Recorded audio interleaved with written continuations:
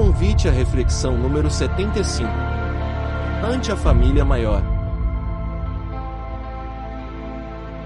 Olá, irmãos, quem vos fala é Célia Salmazo e quero agradecer já primeiramente a oportunidade de estar participando do convite à reflexão. Este trabalho que nos traz tantas elucidações a respeito da nossa doutrina. E hoje venho falar em nome do Grupo Emmanuel e a nossa conversa hoje vai ser sobre o capítulo número 10 do livro Estude e Viva, da autoria de Francisco Cândido Xavier, pelas mãos Ivaldo Vieira também colaborou nesta obra, pelas mãos de Emmanuel e André Luiz. E neste capítulo, meus irmãos, Emmanuel vai nos trazer um alerta muito importante. O título do capítulo é Ante a Família Maior. E o interessante deste livro de estudos, que é um livro de estudos do Grupo Emmanuel, é porque cada capítulo os autores espirituais vão nos remeter a uma questão do Livro dos Espíritos e uma questão do Evangelho segundo o Espiritismo. E este item do capítulo 10, Ante a Família Maior, Emmanuel vai nos remeter à pergunta 803 do Livro dos Espíritos, que vai nos falar sobre a lei de igualdade. O que a lei de igualdade ela nos traz, meus irmãos? Que nós somos criados simples e ignorantes e que Deus, este Pai misericordioso, não dá privilégios a ninguém, a nenhum de seus filhos. A todos dá as mesmas condições de progresso e de trabalho. Vai depender do nosso empenho, da nossa vontade, do nosso livre-arbítrio de estar querendo trilhar e passar por essas etapas de evolução. E é por isso que Emmanuel vem nos trazer que ante a esta família maior, qual é a família maior que Emmanuel vem nos trazer? Esses irmãos que cercam, que fazem parte da sociedade, porque todos nós sabemos, e a doutrina é muito clara, que nós temos uma família corporal e uma família espiritual. E sempre nós ouvimos que os nossos compromissos, os nossos maiores compromissos de evolução estão dentro da nossa família. E isso nós já sabemos, e com o caminhar dos nossos estudos, nós vamos até identificando quais são aquelas dificuldades, aqueles pontos, aquele familiar um pouco mais difícil de relacionamento, e a contrapartida também é verdadeira, aquele familiar que sempre está ali no grupo, tentando auxiliar. Então, a gente sabe dos nossos compromissos com a nossa família, né? E nós sabemos também que nós fazemos parte de uma grande sociedade. E Emmanuel, muito sabiamente, logo no primeiro parágrafo desse capítulo, ele vai nos alertar do nosso compromisso com a caridade diante destes irmãos que às vezes não tiveram ainda ou estão ainda a trilhar este caminhar de evolução e que neste momento estão numa situação às vezes de muito mais dificuldades do que o que nós estamos enfrentando, sejam tanto as dificuldades materiais, as dificuldades morais, as dificuldades psíquicas, né? E Emmanuel, no primeiro parágrafo desse capítulo, já nos assevera da seguinte forma, abre aspas, se podes transportar as dificuldades que te afligem num corpo robusto e razoavelmente nutrido, reflete naqueles nossos irmãos da família maior que a penúria vesgasta. Então, Emmanuel diz assim, se nós temos condições, e todos nós temos condições, às vezes por mais dificuldade que nós tenhamos, e se nós estamos pelo menos com uma saúde razoavelmente equilibrada, nós temos condições de dar algum auxílio, né?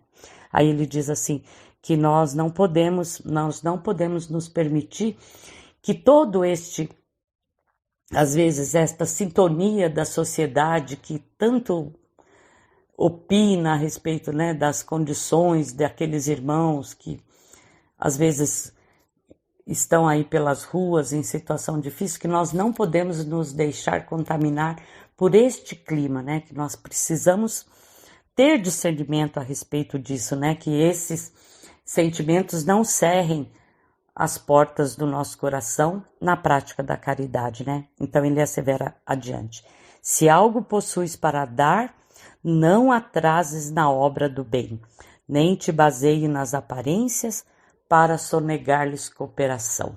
É um chamamento, né? Emmanuel usa de palavras tão bem colocadas, mas o chamamento está ali, né? Firme dentro do conceito que ele quer passar para a gente, né?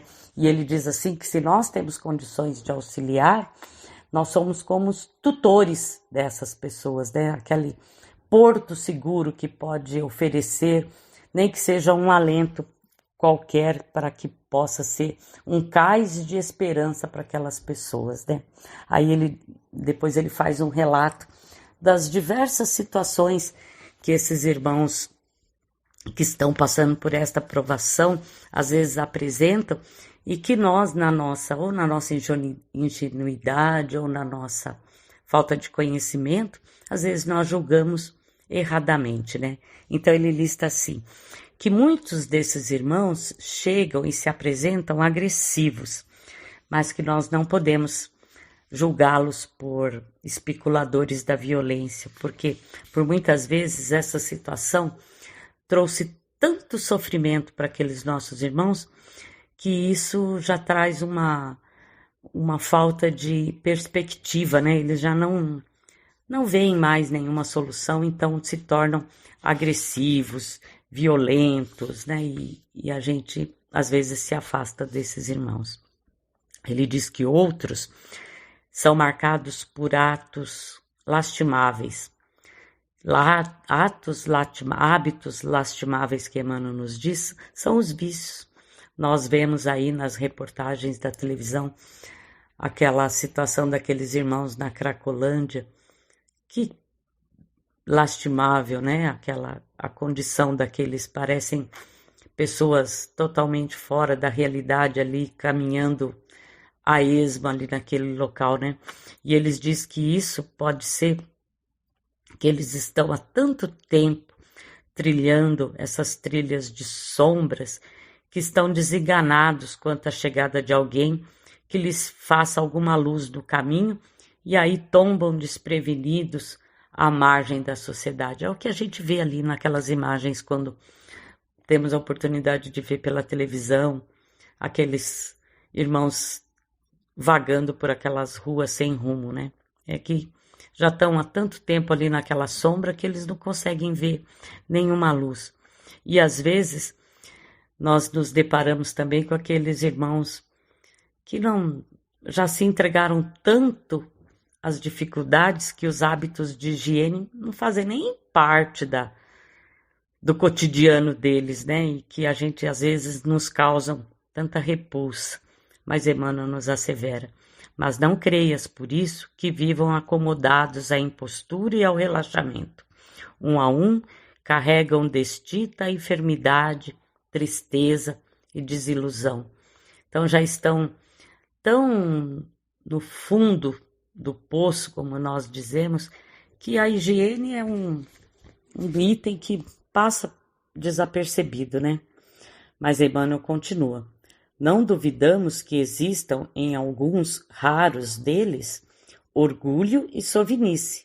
No entanto, isso nunca sucede no tamanho e na extensão da avareza e da vaidade que se ocultam em nós, os companheiros indicados a estender-lhes a mãos. Olha que forte isso, né? Às vezes a gente fala, mas eles não aceitam, eles são orgulhosos, eles querem ficar na rua. Mas nós também, né, temos muito orgulho e vaidade dentro dos nossos corações. E ele continua: se rogam auxílio, não poderiam ostentar maior credencial de necessidade que a dor de pedir. Sobretudo, convém acrescentar que nenhum deles espera que possamos resolver-lhes todos os problemas cruciais do destino. Solicitam somente essa ou aquela migalha de amor, afeição do peregrino sedento que suplica um copo de água para ganhar energia e seguir adiante. Esse pede uma frase de bênção, aquele um sorriso de apoio, outro mendiga um gesto de brandura ou um pedaço de pão. Abençoa-os e faze em favor deles quanto possas, sem que te esqueceres de que o eterno amigo nos segue os passos.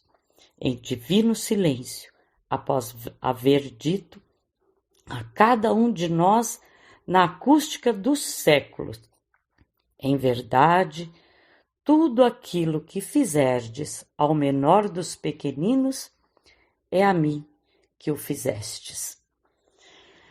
Essa é uma frase de Jesus que nós às vezes só pensamos que nós podemos fazer pelos menores que nós, aqueles que trilham nas mesmas condições do que nós estamos. O quanto ainda é difícil nós nos achegarmos até esses irmãos que estão nessa situação tão dolorosa. E nós aqui sabemos também que nesta sociedade que nós estamos vivendo com tanta violência e com tantos infortúnios, que nós precisamos sim ter cuidado quando nós vamos nos dirigir a esta população, a esta família maior que está aí trilhando nessas dificuldades. Nós sabemos de toda a violência, de todo o perigo, de todas as dificuldades que podem atentar contra nós.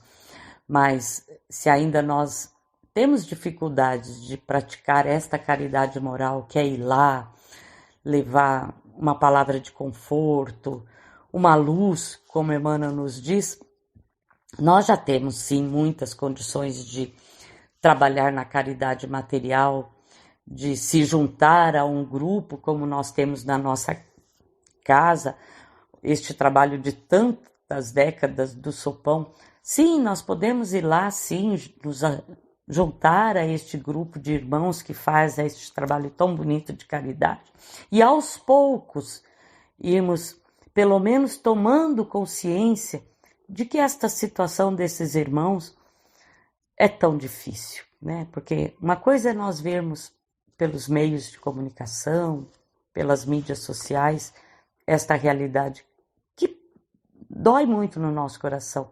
Outra muito diferente é termos a oportunidade de presenciar por algum momento esta situação, mas que nós possamos sim, quando estivermos lá no nosso carro, parando no farol e aquele irmão se chegar ao nosso vidro, com todo cuidado, se nós ali naquele momento não nos sentirmos seguros de oferecer alguma coisa, que possamos oferecer uma prece, um pensamento de luz, um desejo do fundo do nosso coração, uma vibração de amor, para que aquele irmão possa conseguir a luz. E se nós tivermos ali no nosso carro um pacote de bolacha, a gente abre o vidro e passa com muito cuidado e certamente a vibração que a gente vai colocar naquela doação vai fazer muito bem àquele irmão, né? Mas Emmanuel é muito sábio e coloca, como eu disse, com palavras poéticas, às vezes, a responsabilidade que todos nós temos diante desta sociedade doente que nós temos e que às vezes oferece tão pouco para esses irmãos que estão nessa situação tão difícil. Mas que possamos sim, como eu disse, nesses momentos e nas nossas preces, dirigir as nossas melhores vibrações para que esses irmãos encontrem a luz e que aos poucos nós possamos ir praticando esta caridade moral, que é o primeiro passo para resgatar esses irmãos que vivem neste momento, neste patamar de evolução, que certamente, aos poucos, com as oportunidades e com o conhecimento e com a luz que vai chegar até eles, vão mudando esta situação de vício, de penúria, de violência, de mal-querer, às vezes as famílias desestruturadas, que são as causas desses irmãos sofrerem tanto. Então, eu deixo aqui hoje a minha singela colaboração num assunto tão duro, tão difícil, que toca tanto ao nosso coração, mas que faz parte da nossa realidade, do nosso dia a dia. A todo momento nós nos deparamos com esta família maior que nos rodeia com tantas dificuldades. Mas é isso, vamos orar, sempre que possível praticar a caridade, primeiramente a caridade material e logo em seguida a caridade moral, e Deus vai nos auxiliar para que possamos aí auxiliar e diminuir cada vez mais o número desses irmãos que sofrem tanto nas ruas. Mas a nossa compreensão já é um grande início, que todos nós fomos criados simples e ignorantes. E se hoje podemos usufruir de uma situação, é que com o auxílio do Pai, as boas intuições nos fazem trilhar este caminho, mas que todos os nossos irmãos um dia chegarão a esta plenitude de evolução. Que assim seja. Meu muito obrigado pela atenção, um grande abraço e fiquem com Deus. Muito obrigada.